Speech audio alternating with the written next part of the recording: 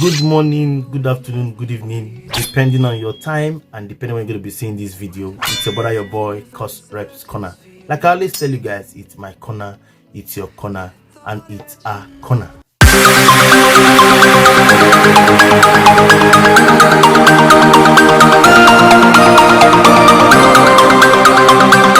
Victory to savour, one that'll beam down as a tribute to a remarkable electoral upset by a woman and as a witness to political, social and cultural change in Nigeria, even as much remains to be done. IRETI Kingibe, who is now Senator-elect under the Labour Party, has been swept up to the commanding heights of the Nigerian National Assembly. At times it seemed her campaign would stutter in the face of the apparent invincibility of philipaduda and his party, the PDP, in the Federal Capital Territory of Abuja. Mr. ADUDA had won the Senate seat 3 times and was going for a 4th try, but was stopped in his tracks by IRETI Kingibe. So a sterling example of perseverance, coalition building, and a youthward surge helping to till the ground in her favour.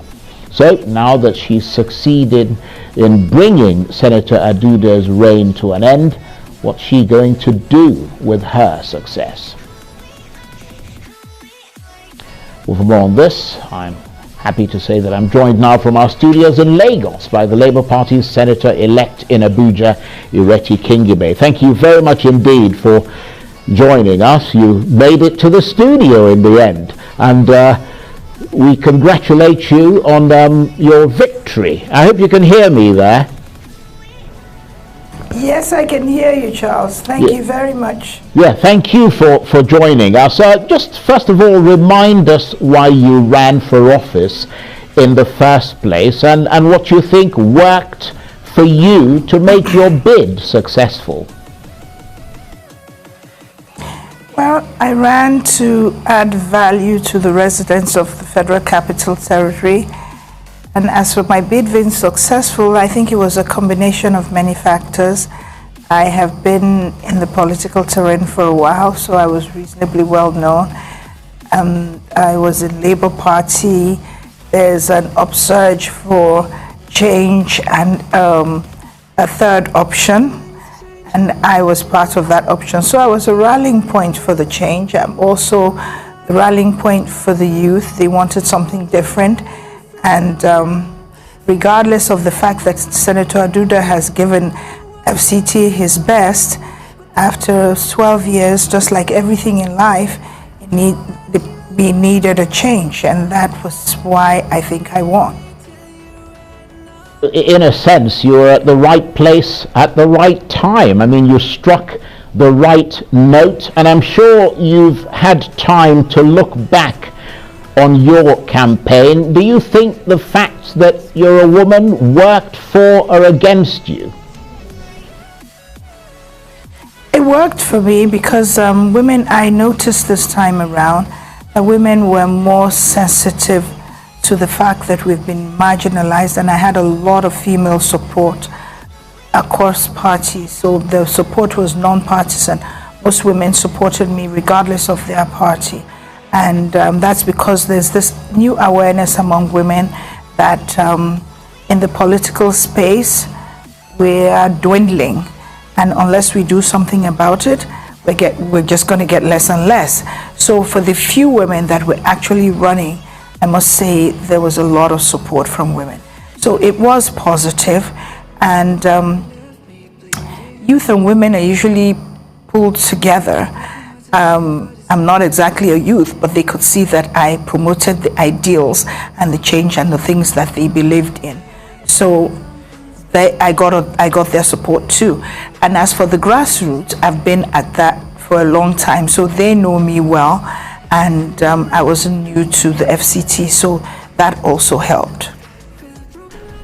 Right, and now that you've made it through, I mean, how do you rate Nigerian politics? I mean, I know you've been in the field, but obviously you haven't been in the trenches like you've been this time, running for Senate against a very quite formidable opponents. Would you encourage other women and young people to get into politics, or is this still a very difficult and dangerous profession or vocation to get into?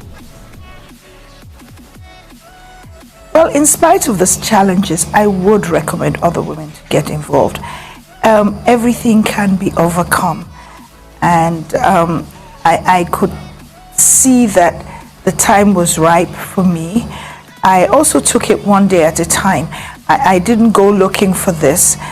Labour Party and the whole run came to me, and I thought about it and decided that I had good structures. I've been in the political terrain as long as he has. I'm almost as well known in the FCT as he is, and also I'm a woman, the symbolic of a mother. So a lot of places I go to, they call me Mama Abuja, and so they know me. So I will encourage other women to run. It's not that I'm just advising them to. I will actively, after I'm sworn in, I will start planning for 2025 and 2027 now. And when I say 2025, I'm talking of local government elections. We will have to start the plan now to get as much women involved in it as possible. Yes, because I was going to ask you that now that you've stirred the pot, defied the odds and got the job, what are you going to do with it? What will your priorities be? Because many Nigerians often complain that during elections, politicians promise that they'll be there for them, but when they get to power, they do an about face and forget the promises they made. What do you say to people like that who remain skeptical about what your priorities will be? Well, if you know me, I'm a very tenacious and determined person. I did not join the politics because I was looking for anything other than to give back to the people and the electorate. I've also lived in Abuja long enough to know the problems of the FCT, and I'm going to start tackling some of them. Of course, a lot of them I would need to work with the minister to get them done. FCT senator, unlike the other ones, where it's the highest elective office in the FCT, so a lot of, and I suppose the highest representative of the people. So a lot of their issues they table to me, and they expect me to intercede between them and the minister and government. So one of the things that FCT has a big problem with is water. Obviously, that's not a problem I can solve alone, but it is a problem that I am going to ensure that we start solving. It may take more than even the 4 years. It probably has to be in stages, but it is a critical need of the FCT. That is one. Hello? Yeah. Secondly, secondly, education. Even if you go to Kuje is even too far. When in Mentama, there are some of the classrooms in the schools, children sit on the floor. What education is the bedrock of our human capital development. Definitely, that needs to be looked into. More has to be done. Health. I have looked at some of them. I'm right now studying the FCT budget for 2023. I'm trying to see how some of these things can happen. Health. There are some health funds that all other states access. FCT doesn't. And I've asked why. We need the relevant policies to be passed and put in place before we can access the same funds that every other state does. So I need to see how that policy can get quickly written, passed, and so that we can start getting at least more funding. And I've started looking at other sources of funding that are not necessarily from the FCT, maybe development funds for education, for health. I've started looking at all these options of funding, but definitely I have already started working at least the much I can do without actually being there yet. I've started looking into it. So like everything else, until you try it, you wouldn't know. So when the FCT has me as senator, then they can judge whether I'm one of those who's going to forget the promises or not. I mean, you sound quite inspired there, but I mean, I wonder how you reckon your time in office is likely to be influenced by the fact that you are with the Labour Party as opposed to the APC or the PDP. Well, in the FCT, it shouldn't matter that much. If you look at it, okay, maybe there's sometimes we've had the senator come from the same party as the national government, but there are lots of times Senator ADUDA was senator for at least 12 years where he was opposition and the minister was APC, because they both have to work together. It has not made a lot of difference.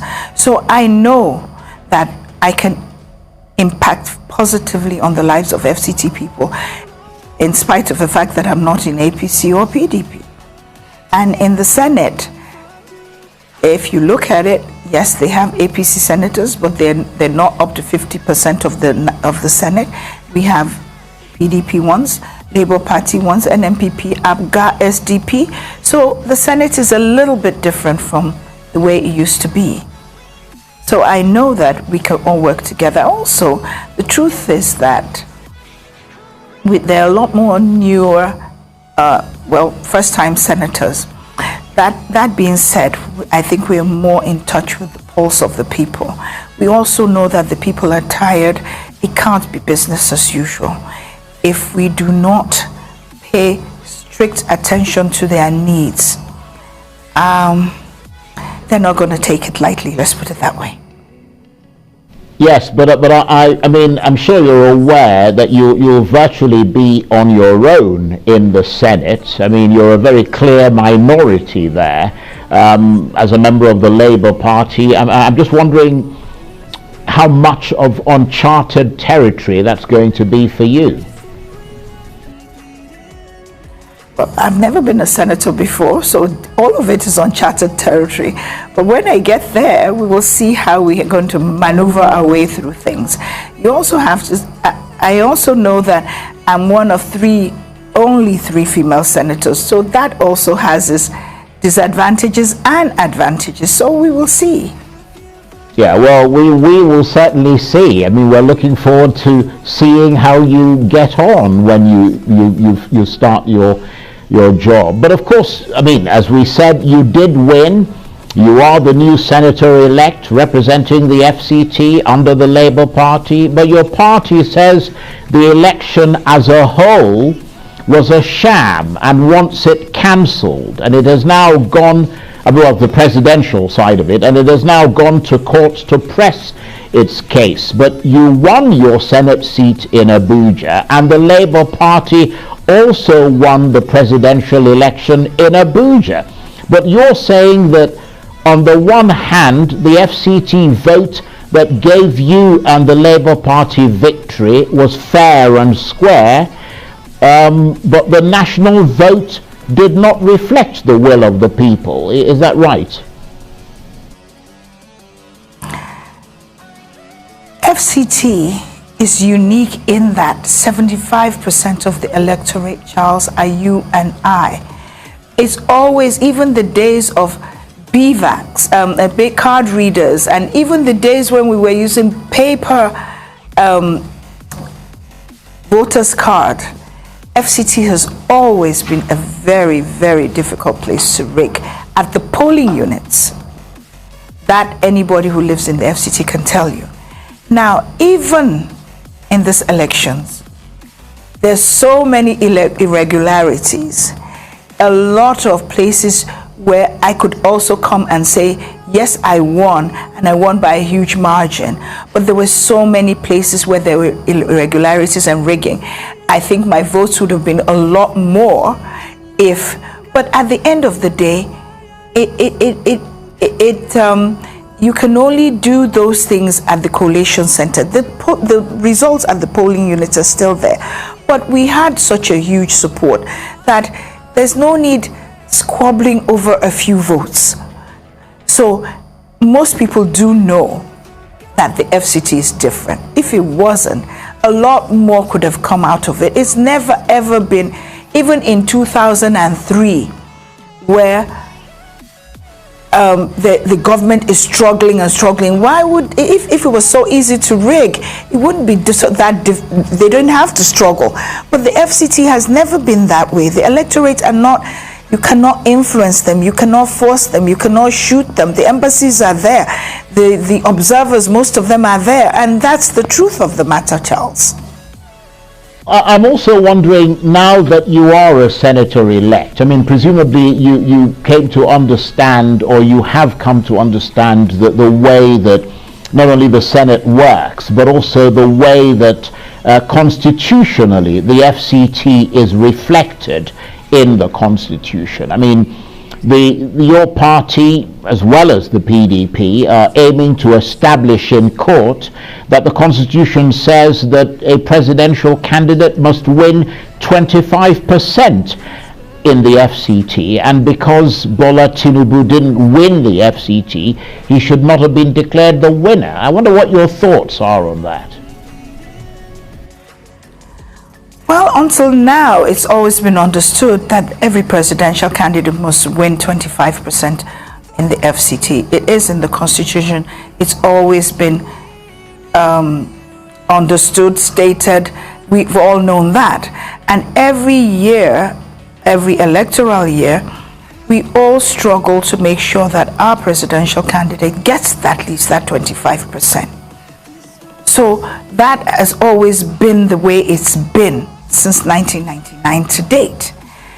Now, if things are being said that you don't need, that you can brush aside that constitutional requirement, you don't need to get the 25% of the FCT, well, that's news to us.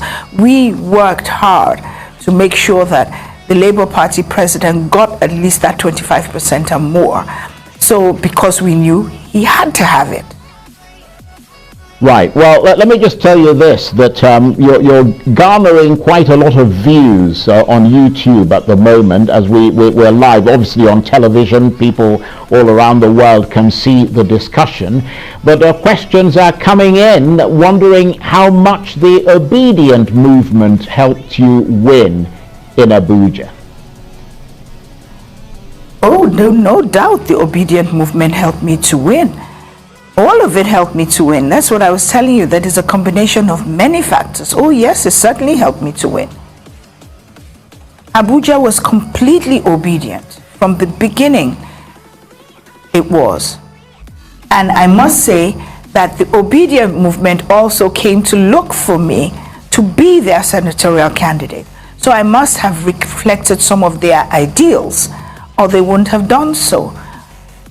Oh, I believe in the movement, and I think Nigeria needs it. Now, whether we can achieve everything in 2023, that needs to be seen. But that is a movement, and one that will continue, and one that I intend to build and continue to build in the FCT. There's no doubt about that. Okay, well, hopefully that'll put all the inquiries to rest for the moment. But I mean, broadly speaking, I mean, you clearly are a well-educated woman. You come from a very well-respected family. I mean, you are someone who clearly inspired people in the Federal Capital Territory. But for you personally, how inspiring a moment is this as you prepare to take your seat in the Senate? Well, I'm treating it as something that there's a lot of work to be done, and obviously I am pleased, and I feel I suspected that the obedient movement was strong enough in the FCT that we would win, that we will win with such a big margin. I did not truly expect, but I knew that we would win. And what does it mean? I know there's a lot of work to be done in the FCT, and therefore I'm treating it with a lot of seriousness and responsibility. to ensure that I get as much done in this 4 years. Well, I want to thank you very much indeed for joining us from Lagos, taking the time, because I know you have a very busy schedule at the moment as you prepare to take up your new job. But thank you very much indeed for joining us and sharing this moment with us. And IRETI Kingibe is the senator-elect for the Abuja Federal Capital Territory, and she is, of course, on the platform of the Labour Party. Thank you ever so much.